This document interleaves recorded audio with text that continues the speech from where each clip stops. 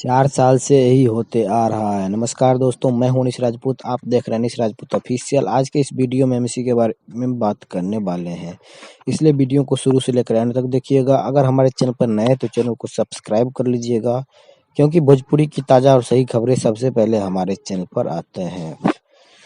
तो जैसे कि मैं आप सभी को बता दूं कि मैं भोजपुरी इंडस्ट्री से कम 4-5 साल से जुड़ा हुआ हूं, और मैं तभी से एक चीज़ नोटिस कर रहा हूं कि कभी किसी साल पवन सिंह का गाना खूब ज़्यादा बजता है, किसी साल भोजपुरी इंडस्ट्री के दबंग स्टार खेसारी लाल यादव का गाना खूब बजता है। जैसे कि मैं आप सभी को बता दूं कि मैं बजने की बात कर रहा हूं, मैं व्यूज़ की बात नहीं कर रहा हूं। जैसे कि मैं आप सभी को बता दूं कि 2022 में खेसारी लाल यादव का गाना खूब मार्केट में बजा था।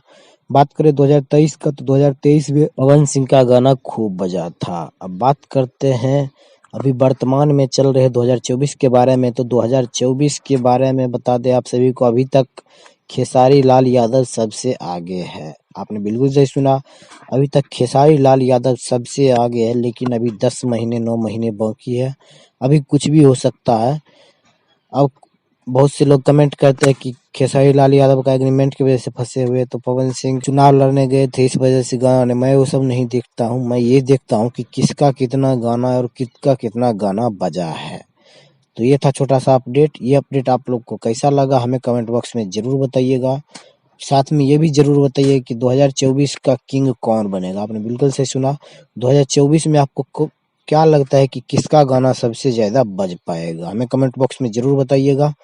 मिलते हैं किसी अगले अपडेट के साथ, तब तक के लिए बाय।